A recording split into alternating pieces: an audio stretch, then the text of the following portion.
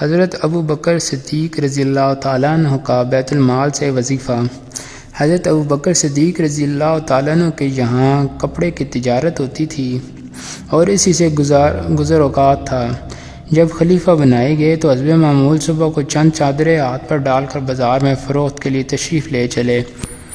راستہ میں حضرت عمر رضی اللہ تعالیٰ عنہ ملے، پوچھا کہاں چلے؟ فرمایا بازار جا رہا ہوں۔ حضرت عمر رضی اللہ تعالیٰ نے عرض کیا کہ اگر تم تجارت میں مشغول ہوگے تو خلافت کا کام کا کیا ہوگا؟ فرمایا پھر اہل و عیال کو کہاں سے کھلاؤں؟ عرض کیا کہ ابو عبیدہ رضی اللہ تعالیٰ عنہ جن کو حضور صلی اللہ علیہ وسلم نے امین ہونے کا لقب دیا ہے ان کے پاس چلیں، وہ آپ کے لیے بیت المال سے کچھ مقرر کر دیں گے۔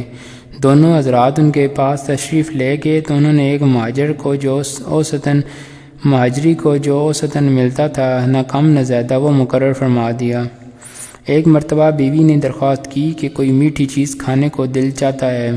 حضرت ابو بکر صدیق رضی اللہ تعالیٰ نے فرمایا کہ میرے پاس تو دام نہیں کہ خریدوں۔ اہلیہ نے عرض کیا ہم اپنے روز کے کھانے سے تھوڑا تھوڑا بچا لیا کریں، کچھ دنوں میں اتنی مقدار ہو جاوے گی۔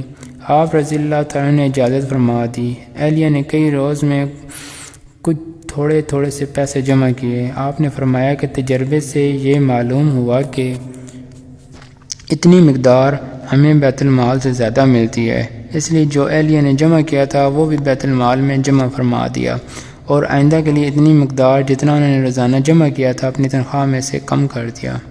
فائدہ: اتنے بڑے خلیفہ اور بادشاہ پہلے سے اپنی تجارت بھی کرتے تھے اور ضروریات کو کافی بھی تھا، جیسا کہ اس سے اعلان سے معلوم ہوتا ہے جو بخاری میں حضرت عائشہ رضی اللہ تعالیٰ سے مروی ہے کہ جب حضرت ابو بکر صدیق رضی اللہ تعالیٰ خلیفہ بنائے گئے تو آپ رضی اللہ تعالیٰ نے فرمایا کہ میری قوم کو یہ بات معلوم ہے کہ میرا پیشہ تجارت ہے، میرے اہل و عیال کو ناکافی نہیں تھا، لیکن اب خلافت کی وجہ سے مسلمانوں کے کاروبار میں مشغولی ہے، اس لیے بیت المال سے میرے اہل و عیال کا کھانا مقرر ہوگا۔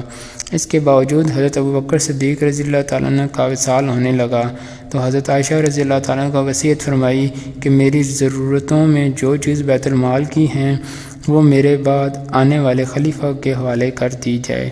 حضرت انس رضی اللہ تعالیٰ عنہ فرماتے ہیں کہ آپ کے پاس کوئی دینار یا درہم نہیں تھا، ایک اونٹنی دودھ کی، ایک پیالہ، ایک خادم تھا۔